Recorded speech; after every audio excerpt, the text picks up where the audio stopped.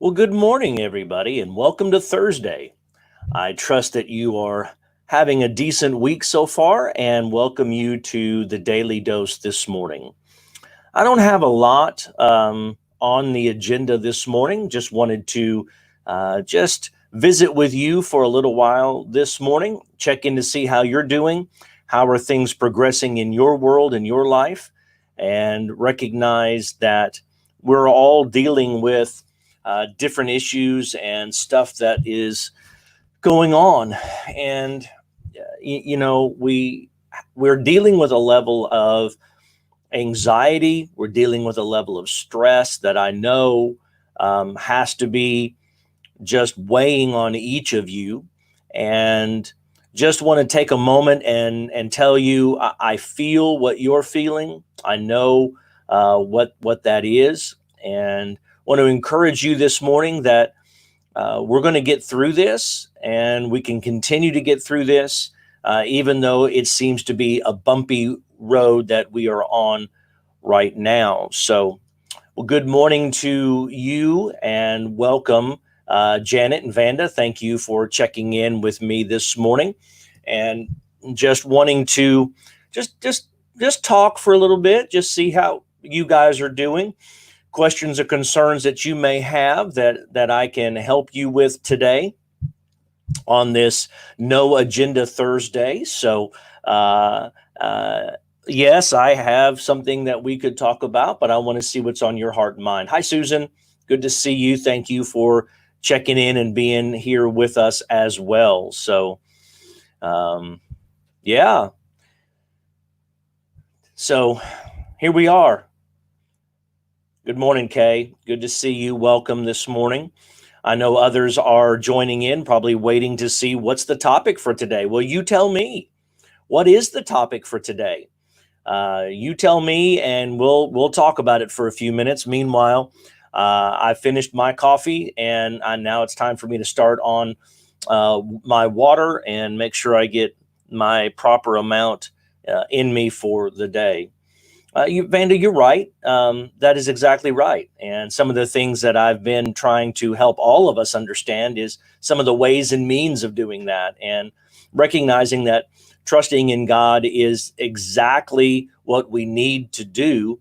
And at the same time, we need to learn how that is portrayed and acted out in everyday life. And that seems to be the more tricky of the two, because it's it seems to be it just seems to be harder.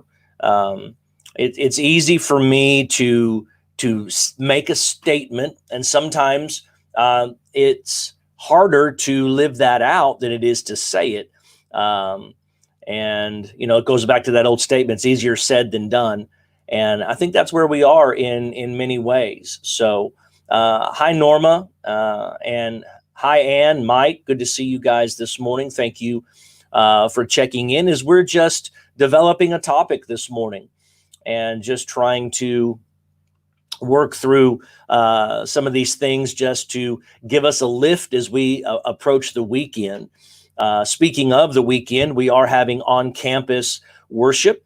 And one of the things that is extremely important for us all to understand is that whether you are online or on campus this Sunday morning, we are all worshiping, and each of us have different decisions that we have to make in order for us to be safe and take caution. And both of those are respected, and we do want to give enough grace and space to understand that. If you are going to worship on campus with us, a mask will be required the whole time. If any time between right now and Sunday morning, this is Thursday, June 18th, if right now, between now and then, you have any degree of fever above 100, it is recommended that you remain at home, simply because you need to be safe, and we want you to be safe. And so the online option is certainly what we've been doing for 13 weeks, and we can continue to do that for a few more until such a time as we are able and capable to do more. So be assured that we have we're decontaminating everything here and providing for that. So we are prepared for that. Yes, it is Father's Day coming up, isn't it? And you kind of get lost in some of those things, and it's just one Sunday to the next. It seems like right now, just keep going, keep plugging along, keep doing the things that need to be done, and that's kind of how our life is, isn't it? That let's just keep our head down and keep moving forward. And there's a lot of truth to that. There's a lot of reality there that we do need to just keep moving forward. Anytime if we ever stop, then we start to fall behind. And that seems like a weird thing to think about, but it's true. The world's going to keep spinning. And if I stop, it doesn't mean it stops spinning. So we need to keep plugging on and do that. So, but how do you keep plugging on? I mean, that seems to be a question of interest. How do you keep plugging on? How do you keep moving when we deal with issues of anger? Either we're seeing anger in action on all the news reports, or we're feeling anger also. And it seems like everybody's mad. Everybody's angry. And maybe more accurately, everybody's just on edge. It's just waiting for that one more thing to happen that just pushes us over the edge into just having a fit. And, I think we're all kind of at that point. We're all kind of on the edge with things. And it may not have anything to do with us. We just are on the edge. And dealing with that is extremely important. Dealing with the emotions that we have. Currently, we are talking on Sundays about how life sometimes feels like a pressure cooker, and how we pressure up with an emotion. Last time we were together, we talked about anger and how anger can rise up in us and come out of us possibly faster than we ever thought it could. That we can blow up over the simplest things sometimes, simply because the pressure has been rising within us, and then we blow at that point. This particular week, we're going to talk about envy and dealing with envy. And envy and jealousy really are two different things, and we're going to talk about that. But we're going to talk about how envy can become a problem. And I think at the heart of some things today in our culture, there's envy that's going on. And I think that it's a pressure cooker that's rising. It's being played out in some things. And it's just a mess. I dare not say a whole lot, just because we are in a mess. And the only thing that we need to be doing right now primarily is we need to be praying our way through that. I think before we say anything publicly, we should pray about that. Before you post anything, we should pray about that. Simply because, I saw some Facebook posts from last night and this morning that I just shake my head at. I don't understand why that needed to be posted. I don't understand why we have to evaluate every emotion that we have and post it on social media. I think sometimes we all have emotions that just need to be kept to ourselves. I don't think we need to process everything we feel on social media. I don't think we need to process every thought we have through social media. I got a lot of thoughts. I don't put them all out on social media. And I'm not saying that I'm better than anybody else. I'm simply saying I think we need to be careful how much we're actually putting out there on social media. And recognize that these things, it doesn't always come back to help us, because once you put it out there, it's kind of like getting toothpaste out of the tube. Once you put it out there, you can't shove it back in. And then it can be cut and pasted. It could be edited. It could be misused and abused, and it could be misconstrued and all these other things. Now, I'm not saying that we shouldn't say things. What I'm saying is we need to be careful what we say and when we say it in a culture that we are in right now that is so very difficult. And to realize that stirring the pot on some issues does not help the overall issue that we're facing. And we just need to be careful. And I think we're angry. Either we're angry because we don't feel like we're getting the respect that we should. We're angry because we feel like we are being set aside, or we're angry because we don't feel like there's equality that we are dealing with. And that comes on a lot of different sides, and it comes at a lot of different times and places. And I just think that we all need to take a breath and think a little bit before we put things out there and before we say things, because we need to be careful. Is what I'm saying reflective of Christ, or is it reflective of my anger or my envy, or am I jealous, or do I have a sense of fear and paranoia? Or am I just putting it out there in hopes of getting a whole bunch of likes to build my ego? Social media has a lot of good about it. I'm telling you, there's a lot of good things that can come out of social media. Not the least of which might be what we're doing 4 days a week and just visiting and talking and sharing and things of that nature. But there's a lot of traps that we can find ourselves in with social media. And we can find ourselves in an ego trap, that we're seeing who liked it and what comments do I have, and did anybody agree with me? And well, that's an easy trap. It's an easy trap to face. Or we're looking out to see who did comment and who doesn't comment. And then we get a whole new level of anger and animosity toward people who either did comment or didn't comment. And we got to be real careful. Our world needs more light. It doesn't need more darkness. Our world needs more hope. It doesn't need more anger. I tell you, we're an angry culture as it is, on every side, at every place, it seems. But what we need to be remembering is that our hope is found in Jesus Christ. Kay, I understand some people may not have friends to share with, and everything is shared on Facebook. Thus, that's a problem. Facebook doesn't need to be your best friend. That is not healthy psychologically. It's not healthy relationally. It's not healthy spiritually.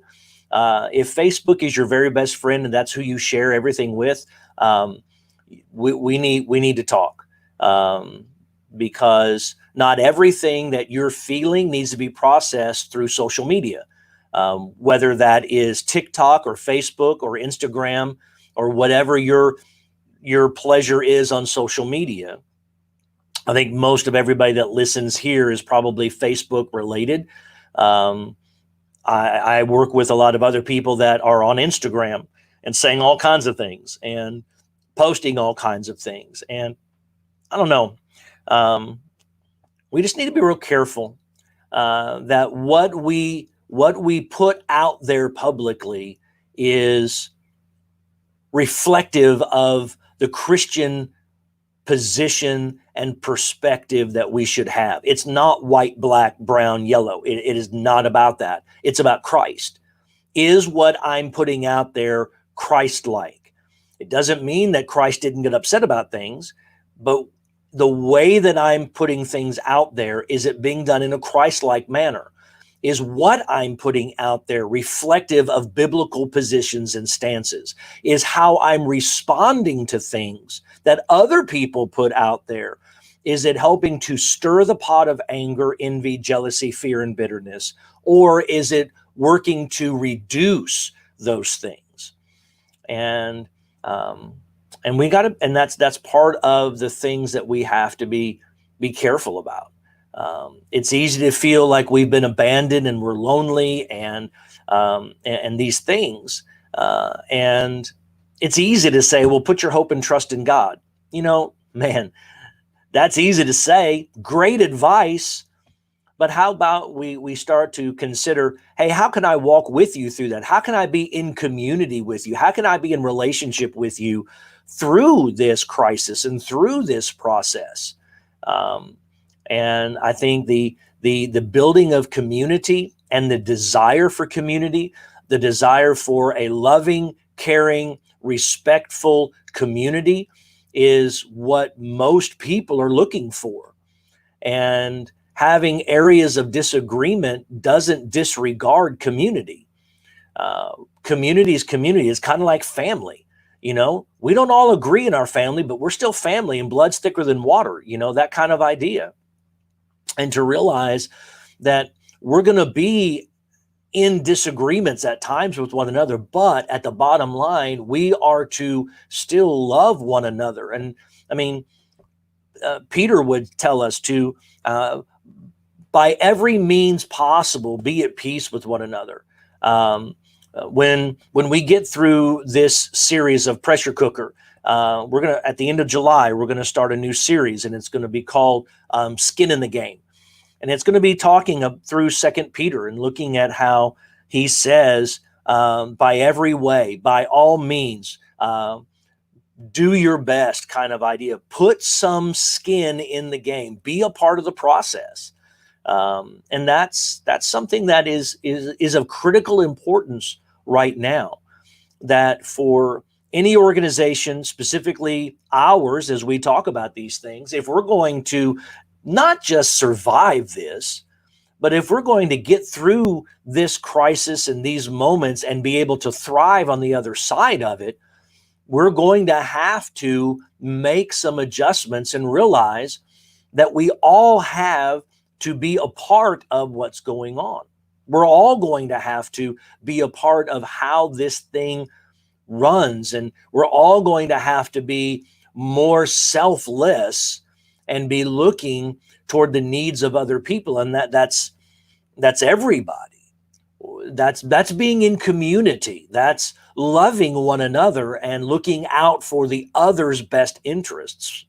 And as we learn to love one another, we will learn to be able to honor God and Christ in these ways. And that means to love somebody through the disagreeable moments, to love somebody and to walk in a relationship with them, have conversations with somebody. I mean, if we could learn how to have a conversation before we condemn them, I think that our whole world would turn around quickly.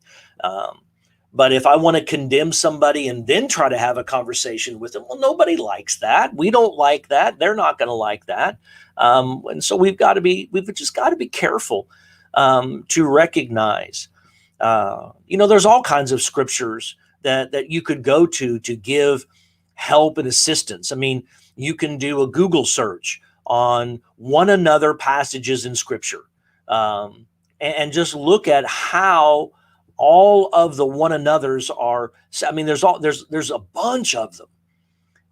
One another. Just type in one another passages in Scripture or one another in the Bible. If you just Google search that, one another in the Bible, you're going to find all kinds of different responses and opportunities to find a list of that. And there's a long list. And if we just start being in community and being in relationship with one another, we will find a unique thing that will happen, that we'll start to love each other more, and we will start to understand one another more and desire to understand what, because that's what we're supposed to be doing. But that's just some thoughts I have. We're just doing stream of consciousness talking today. What's going on with you? How are things with you guys on this Thursday as we're preparing for the weekend?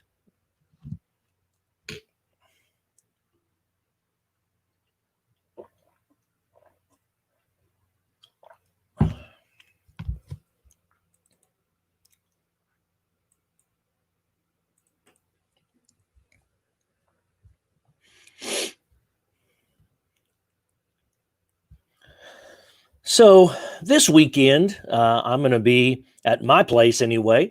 We're prepping for a garage sale, so we've got years of back end stuff that we are preparing to get rid of. So it's the garage sale isn't this weekend. We're prepping this weekend, hopefully to have this thing next weekend. So try to clear some space out of the garage. So yay, that's right. Marcus and Alexis moving into their new house. Congrats to them as they bought a house for Keith's birthday. So that was a tremendous thing that they did for themselves, for you, Keith. Actually, uh,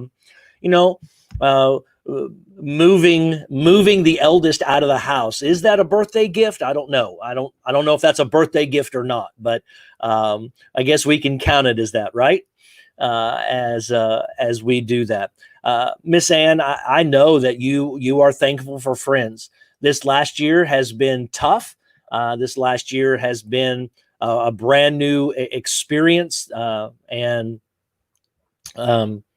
we've been praying for you, Keith. Yeah, it's a bittersweet moment, isn't it?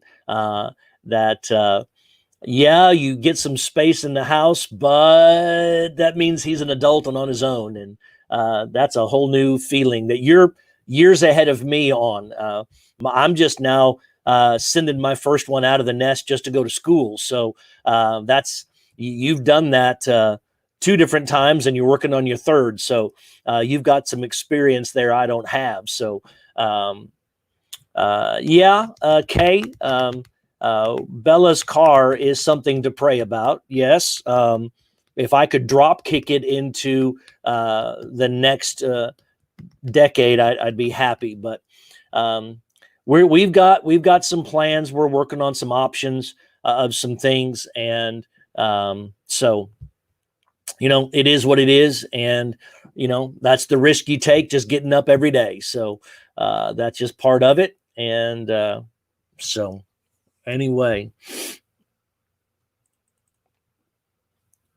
yep, garage sales are hard work, but cleaning out our garage will be the sweetness of that hard work. So, hey, wonderful, Janet. You get to see your great grandkids. That's awesome. How long has it been since you've seen them? Has it been a long time because of the quarantine and you haven't been able to see them? I hope that you do enjoy that time. That you get to be with them. So that's wonderful. That's going to be a good time.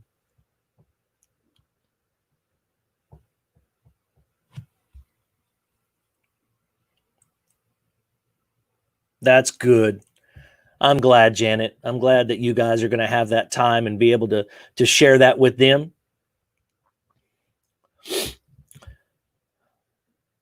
All right. Well, I'm about to wrap it up here today. I've got some things that I'm working on for some guests in the next couple of weeks to put together. Oh, you're doing FaceTime. Oh, so you're not getting to do it in person, but you get to see them on FaceTime. Okay. Well, yeah, that's not the same, is it? I understand. Oh my goodness. But anyway, I'm looking at on Tuesday. You can pray for me. On Tuesday, I'm going to be recording a lengthy discussion with a couple of people from DBU, as we are going to do a recording together, and then I will premiere it here on a couple of mornings, probably late next week. Okay, Janet, I see that you're in person this time, so that's good. That's right. Yeah. That's awesome that you're going to get to see them in person. So, all right.